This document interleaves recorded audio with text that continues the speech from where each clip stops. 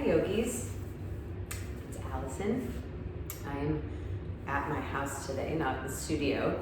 And for today's practice, we're gonna just work low and slow to the, or slow rather and low to the ground. I'm tired. I don't know about you guys, I'm just feeling really spent today. When I'm recording this video in Omaha, it's currently like, I think it was like negative 22 degrees when I woke up this morning or something ridiculous. Weather, and my kids are driving me bonks. I'm tired, winter, pandemic, work, you know, all the things that we all deal with. I'm just feeling it today.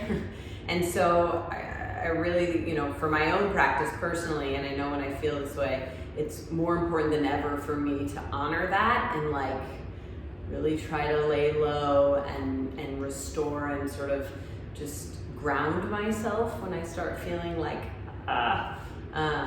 So my assumption is that if I'm feeling that need, I'm certain many others are as well. So it's gonna be a short practice, stick with some hip opening and just sort of dropping in a little bit of restorative yin vibe. So this is also great, like maybe you're feeling lovely, but it's a nice practice to do like before bed to sort of help you wind down. I know we have a lot of yoga students that are in healthcare or teachers, they're on their feet all day. Parents, we're on our feet all day. So this is also great for that. So just sort of a general like chill the heck out vibe is what I'm going for. So you'll want all the props. You can see I've got my meditation cushion. You don't need that. If you don't have one, you can just sit on a bolster or blanket. But you'll want a bolster and a blanket. If you don't own a bolster, several blankets will do. A couple blocks. Okay? So for now, come to a comfortable seat before we get into it. Just a 2-minute meditation, nothing crazy. So sit up on something. Rest your hands on your thighs and just close the eyes here. And just take a few breaths to sort of check in, acclimate, get a sense of how you're feeling. Maybe you're not feeling as spent as I am. It's totally fine. I would say in general, it's probably never a bad idea to settle in and ground. We almost always need it more than we think. Relax the tops of the shoulders, drop your tongue, soften your jaw, soften your face. Take a big full deep breath in through your nose and feel the breath travel down, moving the diaphragm, filling the belly, filling the lungs.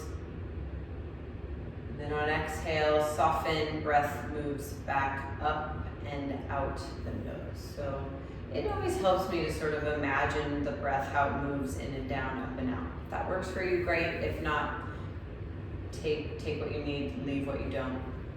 So spend a few more moments there with just sort of that notion of your breath coming in and out and softening where you can.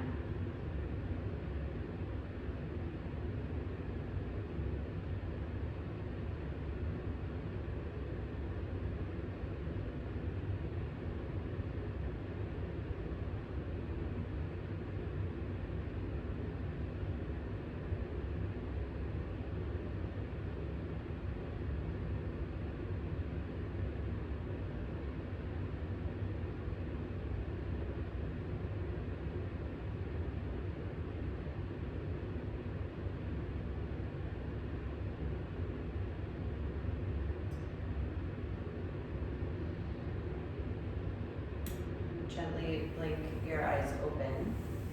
So come off of your cushion or whatever you're sitting on.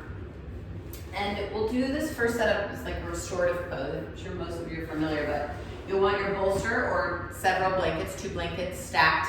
And then I like to use this other blanket kind of for a pillow. I'm gonna give you 2 choices because the first choice may not be accessible for all. This is my go-to restorative pose. I do it almost every day. Supta Virasana, so the knees hip width, calves out of the way. And you'll see there's some space between my butt and the bolster so that when I recline back, it catches me at the bottom of the ribs. And then I can just kind of fluff up my pillow and chill. So this is not going to be accessible for everyone, I realize. So if you're not able to get all the way back, or you do, but you're like, I can't stay here for a couple of minutes, I'm like losing my mind, then bring the soles of the feet together, knees wide, so Supta Baddha Konasana. Then you might need some blocks to wedge to your outer knees, and then you can recline. So you're still getting the recline, the chill, just different shape for the legs. So pick what's most accessible to you. It opens different parts of the hips, right? But essentially, you're still supported and hopefully able to rest. We'll just be here for a few minutes. So you can see I tuck the shoulders under, palms face up. Either shape, you've got that going. You might need to do, with either position, a little tiny posterior pelvic tilt. And then you try to soften. I almost always close my eyes in restorative poses. I don't advise it in vinyasa class, but for a grounding practice or maybe something before bed, it's like really try to drop it.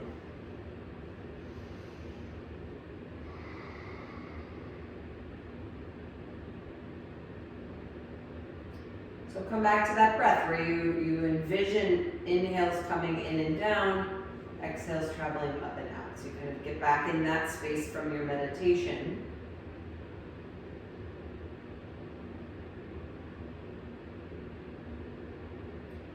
And I definitely want to speak to the fact that I really do think sometimes it's appropriate when you're feeling sort of bleh and tired to like up the energy, right? Sometimes like when I'm feeling lethargic, I gotta like go do something, go for a walk, go for a run, go work out, get my heart pumping, like get moving. And I think there's huge validity to that. Like go to a vinyasa yoga class, a hot yoga class.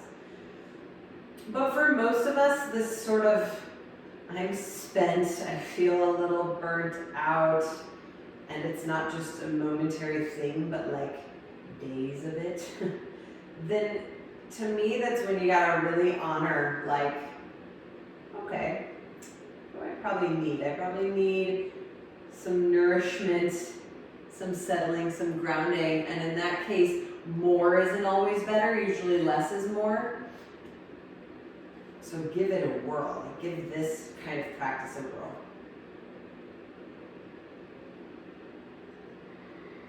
There is certainly a time to kick your butt, get your butt in gear, and then there's a time to like not try so damn hard all the time, always and forever.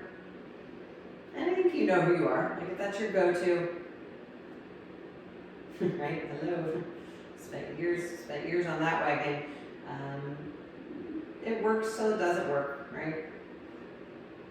So eventually we have to learn how to show up for ourselves in different, usually more helpful ways. And I've found that with restorative yoga, yin yoga, meditation, it's like the best medicine for me personally. Just take a few more moments here. You can be a smidge more active with your arms. Grab opposite elbows overhead if it works. If it bothers your shoulders at all, I would skip it for now.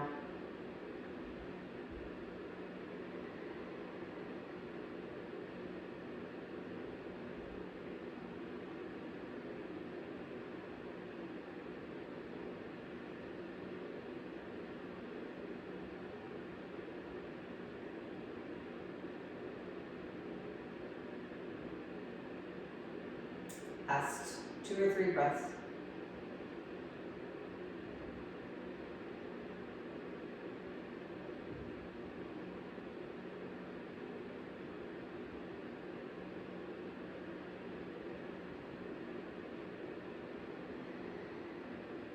So if your arms are overhead, release them. If you've got your knees wide, draw them together. And if you're in the Virasana like me, slowly come up. You'll just take your kind of bolster prop setup, move it out of the way, and come to a down dog. This will be the most active thing we do. But really spread the fingers wide, hips up, thighs back, squeeze your legs. The other beauty of this kind of practice is you can leave your socks on. You might slip and slide in another style of yoga, but with the slow grounding practice, go for it with the socks. So firm everything up for like 3 breaths.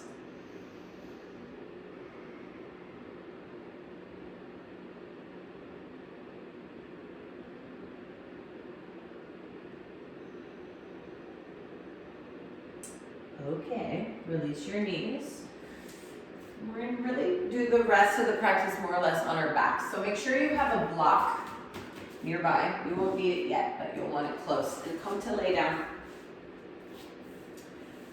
Those of you that regularly attend my classes at One Tree know that this is one of my faves, one of my favorite easy, accessible ways to open the hips. I do it on the regs, figure 4. So cross your right ankle over the left thigh and thread your right arm between your legs. Interlace your hands. So if you're not able to do this, hold on where you can. So when I'm feeling, we sort of go back to that feeling sort of tired and just spent, like the less is usually more. This is usually what the doctor orders. I don't get too complicated in my practice. Like, I don't have to make stuff up, do fancy stuff. It's like, keep it simple. There's beauty in the simplicity. And the more experience you get with yoga, I find this to be true. It's like, I just become less interested in the obvious and way more interested in the subtle. Like the subtle little sensations or feelings or thoughts. It's much more interesting. It's like anyone can, do a handstand and get something out of it. And there's value to that, but the little less fancy, less Instagram-worthy poses. They're valuable as well. Just take a few more breaths here.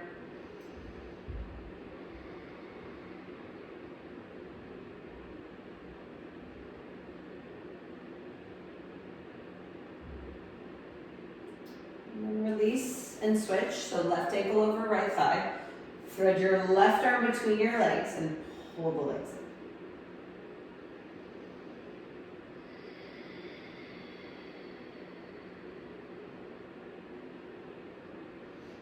See him doing little tiny baby rocks side to side. Feels good in my back personally. So if it works for you, great. If it doesn't, that's also great.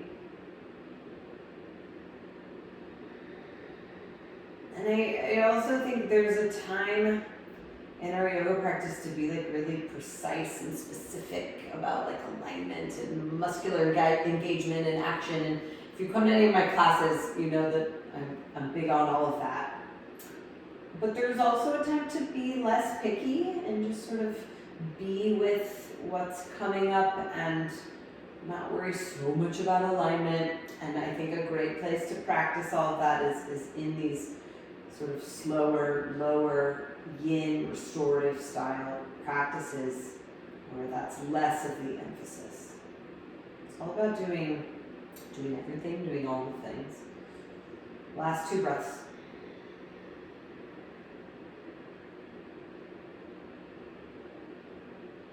You can release. Bring your feet wide, knees together, hands to belly, and just take 2 really full deep breaths.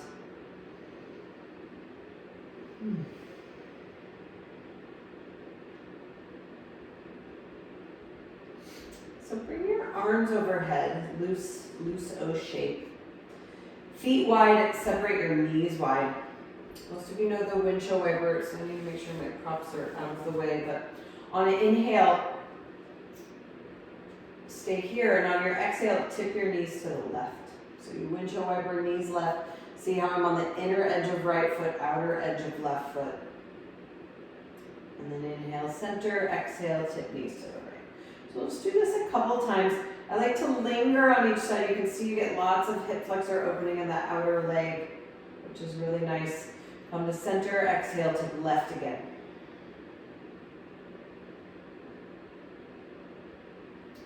Inhale to center, exhale to right. This time, come to center on inhale. Exhale, tip to the left and stay there. let your right hip lift. You can see I kind of squeeze my right glutes a little to open more through the front of the right hip into the right low belly. Your psoas is in there. You see a few weeks ago I did a class on the psoas, if you're curious more about that. Now keep your feet wide. Keep your legs as they are. Roll onto your left side. So I didn't change my legs, I just rolled onto my left side. Try to drop that right knee. I get a pretty wicked outer hip happening here, but I'm tight there, so maybe it's just me. Keep your legs here, prop up to your forearms. So another little part from the psoas class, the psoas stretch. You can stay with this, or to deepen, make a pillow with your left hand, stretch your right arm long, and then watch my top right leg. I'm gonna straighten it, and then turn the 5 right toes under on the mat. It's a lot. So it's hard for me to talk. Pull your belly to the left, and reach and stretch.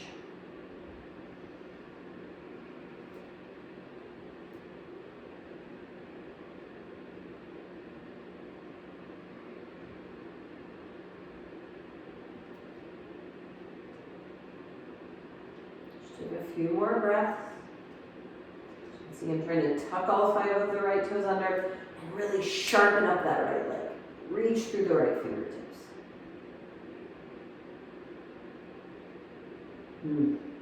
Yowzas. Okay, soften. Roll to your back.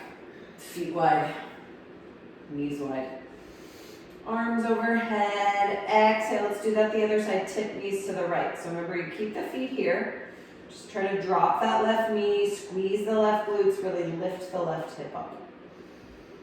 And then keep your legs as they are, roll to your right side. Remember, don't change the legs, but drop that left knee any amount, all sorts of stuff to unfold here in this lateral sheathing of the body, especially outer hip, side body. And then you can prop up to your forearms.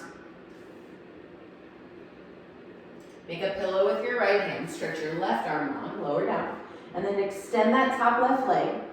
Tuck all 5 of the left toes under. So you turn your left thigh down, pull your belly button to the right. Oh boy, and you breathe. Breathe into that. It can be a lot. So you're trying to reach your left fingers further from your left heel.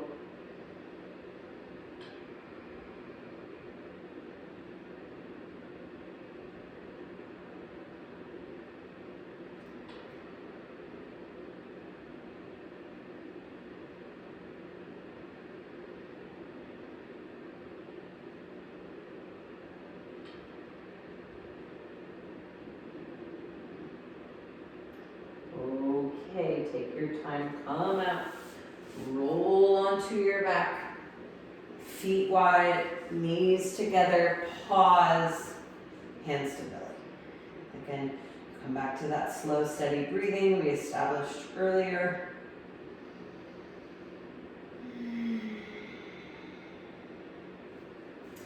Grab your block, flip it on its flattest side, lift your hips up and put the flat block under the pelvis. Feet wide. Bring your arms overhead again.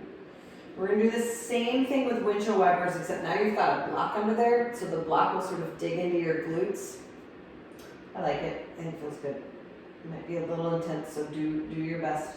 You're going to actually pick your hips up like an inch or two, swing them to the left, drop them down. So your left sort of glute ends up off the block and just your right glute supported. And then tip your knees to the right, feet wide.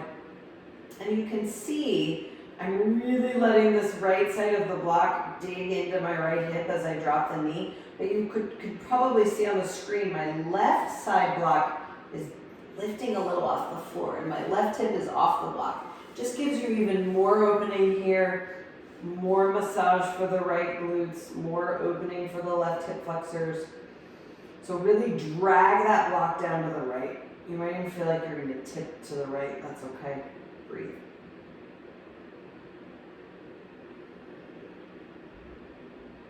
Come up to center.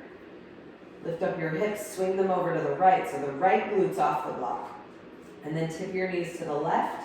And let the block drag down. See how I get my left knee basically to the floor? You can't see it on this side, but the right side of the block is tipped up off the mat. I get a lot of sensation here. Breathe. So if you've been sitting at a desk all day, that can make you tired.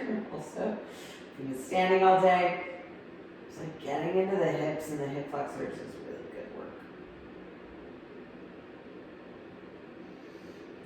Go back to center. Center your hips. You have to wiggle block down. And then straighten both legs, but keep your feet wide. And you can see I'm pushing my block towards my heels. Arms go to field goal pose shape. Legs wide and just chill here.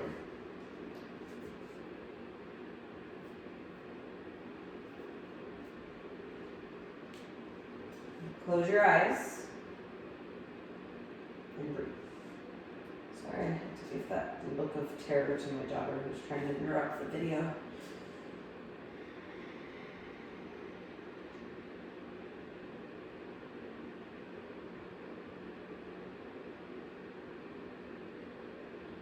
And just try to soften. If this bothers your back, bend your knees, of course. But usually if I wiggle the block down enough, kind of right at the bottom tip of the tailbone, puts my low back in a much better space, but make it work for you.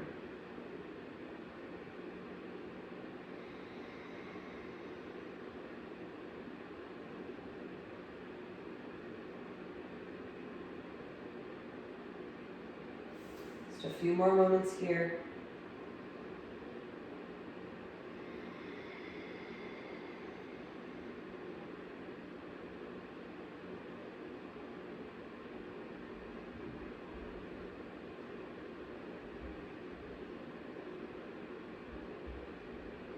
Bend your knees if they're bent. Hips up, take the block out. Lower your hips to the floor. Then you can just rock yourself up and come to a child's pose. Knees wide, hips to heels. Stretch your arms forward and drop your forehead. Then you can soften the arms and just take a few moments here. So especially preparing for like sleep at the end of the day, really trying to rest, grounding your head. Close your eyes, really helps us settle in, tap into the parasympathetic nervous system, part of our nervous system that helps us rest and digest. And quite frankly, the part of our nervous system most of us don't tap into nearly enough. We're constantly in sympathetic nervous system mode, which is like gas pedal, like balls to the wall, pedal to the metal. Fine. But you gotta balance it out. Or your body will balance it out for you. That's less than ideal.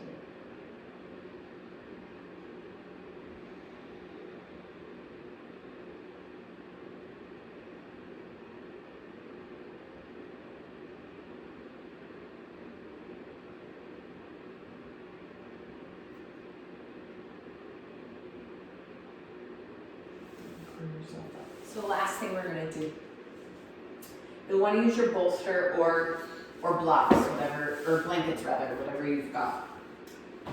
And you'll just put your bolster a few inches from the wall, and we'll do legs up the wall. So I think most of you are familiar, but in case, I'm going to get on my side, really snug close to the wall, and then you just tip your legs up, and you might have to do some adjusting, but you really want to get your legs up to the wall. And my bolster's a little away, so my butt's to the wall, and I kind of feel my sit bones drag down. And then you could do whatever with your arms that feels good, out to the sides, bent, loose. I like my legs slightly wider, hip width, and I just chill. So for the last couple of minutes here, join me, close your eyes, legs up the wall, so a nice inversion. So good for the body. Flip you upside down, but you're not having to work very hard. If you've been on your feet all day, like it drains everything, reverse to how it normally goes, so this is all good.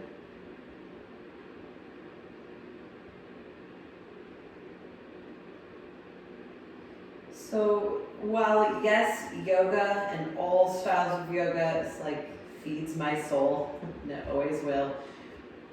This is how my practice looks lots of days. Not exactly like this, but the idea. Because I am a busy working mom running a business who's got a lot of stuff going on, and so I need my practice to ground me more than ever. But also, like, if you get your exercise kicks elsewhere, like I'm at the gym already today, I lift weights, do stuff. If you're doing all that, like you don't necessarily need like another workout every day, right?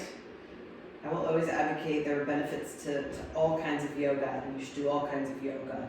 But often, like, this is how I counter my life, is practices like this. Now, if your life is already like this, it's pretty chill, then you might need other types of practices to balance your life, right? So I think it's also just being clear and honest about you, your personality, your habits, and making choices from there.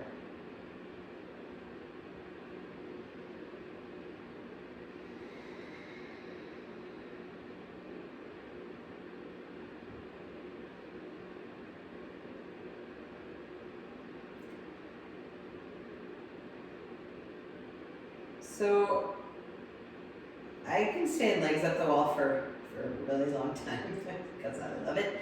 So feel free to like pause the video and do this for 5 or 10 minutes. But whenever you are ready to exit, you'll hug your knees in and roll out.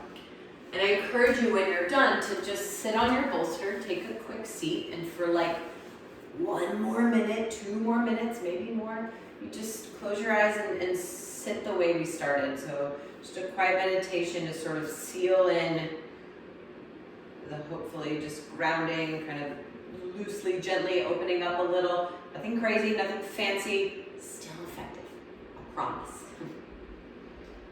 But stay in legs up the wall longer. Stay in meditation longer, do what works.